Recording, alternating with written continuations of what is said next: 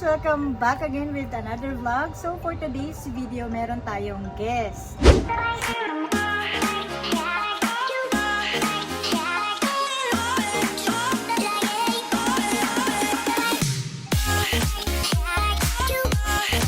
Si RR! Oh, yes naman. Hello. Hello! Arte pa ba? Arte pa ba? So, ayan na nga. First time namin ngayon mag-meeting ni Miss Ivy. Yes naman sa Miss Ivy. Paano ba tayo nagkakilala? Sa vlog din, no? Sa Yes, YouTube. actually, halos magkasabay kami na vlogger ni RR dito sa Japan. Pero, nasa Okayama siya nakatira, kaya first time namin mag-meet niya person. Kakalipat ko lang dito malapit sa Tokyo. So 4 years ako doon sa Inaka or sa province. Ayun. Yes, province. So finally nagkita na kami after 2 years, 3 years. 3 years. Ganon. Kasi more on chat lang, more on YouTube interaction, ganan. Yan. So, interviewin natin. Si RR po pala ay isa siyang caregiver dito sa Japan. So, interviewin natin ang kanyang journey. Yes naman. Journey! So, ano nga ba yung journey ng isang RR dito sa Japan? Ito kasi yun. Di ba ang content ni Miss Ivy is more on housekeeping, kung paano makapunta dito sa Japan, ano yung mga requirements. Kung ako naman kasi, ang atake, yes naman sa atake, is kung gusto niyo pumunta dito sa Japan as a caregiver, ayaw niyo masyadong magastos, kung college graduate kayo, 4 year, ang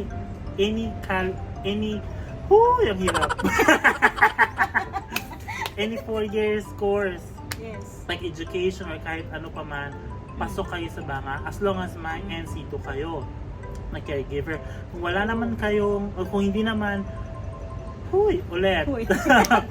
Kung nursing graduate kayo or any medical field kayong graduate, at least 4 years Graduate. graduate kayo, Pasok. hindi na pasok na sa banga, hindi na kayo mag-NC2. Mm. Apply kayo sa POEA, kahit sana POEA, like regional, sa Ortigas, yun lang ang requirements. Direkta. Direkta. Pero kasi may period yung hiring process nila, like for the month of March until May, mga ganon. So every year yan. Wala kayong gagastusin.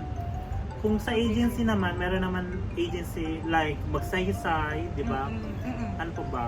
Mirai, mga ganon, mga agency na nag-offer. So, kung ako sa inyo, much better na ilaban nyo yung POEA kasi walang gastos yun. 6 months yung training nyo sa Pilipinas, libre lahat. May allowance pa. Accommodation.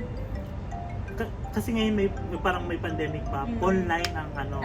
Kasi sa time namin, may training center talaga. Libre libre tirahan, naka-aircon pa kayo. Wow. Tapos may allowance pa kayo, 725. Wow. Ngayon, 725 pa din, pero online na kayo. Pero may bigyan kayo ng monthly sa internet. May monthly internet, something ganon. Baba. Diba? Maganda. Active pa ba kayo? Go! Yeah. Kaya POEA, March to May, mga ganyan. Tingin kayo sa website. Kung nursing graduate kayo, no need to NC2 caregiving. Kung graduate naman kayo ng any course, 4-year course, kailangan nyo ng NC2 sa caregiving. Yeah. Yun. Hindi requirements yung Nihongo Yun naman kinaganda sa POEA. Hindi kailangan ng Nihongo kahit wala kang alam. Kasi ako nag-apply ako, wala akong alam. As in, zero knowledge ako sa Nihongo. Tapos alam nyo ba, 3 beses ako nag-apply. Never say die. Talagang peg. Oo, parang Pia Works back na 3 beses. Oo, diba? Sa pangatlong beses, hindi siya sumuko. So, dito na siya sa Japan. Diba, personal lang. Kung ano lang yung kung Yes. gusto mo talaga push. Yun lang, ang aking journey dito sa Japan. Yan. Diba? Kung gusto nyo ng more deep dive na mga explanation, visit his YouTube channel. Sa YouTube kasi makikita nyo doon yung mismong actual na trabaho ng caregiving ko. Mga dati ko pa, balikan nyo. Kasi ngayon hindi na ako masyadong nakapag-vlog ng ganon. Kasi nga syempre, bago yung company ko, baka malot-lot tayo.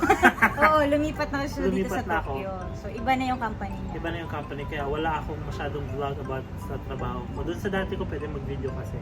Pero same lang naman halos ng work. Ibisitahan nyo, kalkalin nyo, makikita nyo. And Yung pagkuskus lahat, na pagtutupi lahat. Ganon. Lahat. Oh. Advice ko talaga sa PUA kasi walang masyadong gastos. Mas maganda to. Kasi rekta kasi, no? Rekta employer. Oh, tapos pagdating nyo naman dito sa Japan, wala kayong gagastusin. Free accommodation para kayo na hotel. Unlimited food, breakfast, lunch, dinner. May allowance pa din. Sangkap pa. Ganon. So, requirements is diploma, passport, NBI. Then, yung certificate sa NC2 kung hindi naman medical field ang natapos 4 years. Kung nursing, medical technologies, no need na caregiving certificate. Malinaw ba ang explanation ko magulo? Yes. Basta, visit Ulitin nyo. nyo na lang. So yun, Yeah. maraming salamat sa iyong pag-share ng iyong journey and sobrang happy kasi nakapag-meet na kami doon. True, sa tagal-tagal. So ayan, wag lang kayong susuko kapag hindi kayo natanggap sa isang agency. Hindi kayo matanggap sa apply nyo, ulit-ulit. Yes. Pwede hindi nyo pa time. Ulit na ulit. Kasi ako, 3 times ako. Ganon. Siguro time ko kasi first time O, di ba? nung pagkapasa ko ng resume, agad-agad nung time na yun may interview and pasok na agad sa mga ano. Di ba? Kanya-kanyang timing niya. Kasi yung una ko, bata pa ako. Siguro masyado akong yung parang, gusto mag-Japan, ganon. Yung pangalawa naman, nakluusan na ako. Kulang ako ng requirements kasi kinag-grade ribbon. Yung pang tatlo talaga, sabi ko, at the Ito age na. of 25, dapat nakaalis na ako. Ganon. Kaya niya yan. Kung kaya ko, mas kaya niya yan. Yes, tama. At ito ba? So yun. Kuya. Uy, may bisita tayo sa So yun, maraming salamat sa pag-share ng iyong journey. Diba? And visit niyo po ang kanyang page sa Facebook, RR. R pa ba? Tsaka R sa pa YouTube ba? naman is RL Yadona. Yan. Marami Makikita kayo nyo naman yung yung page ko kasi mag-comment ko ito kay Miss Ivy. Yes, ma'am. and i-flash natin screen. Ipa-flash natin yan sa CR.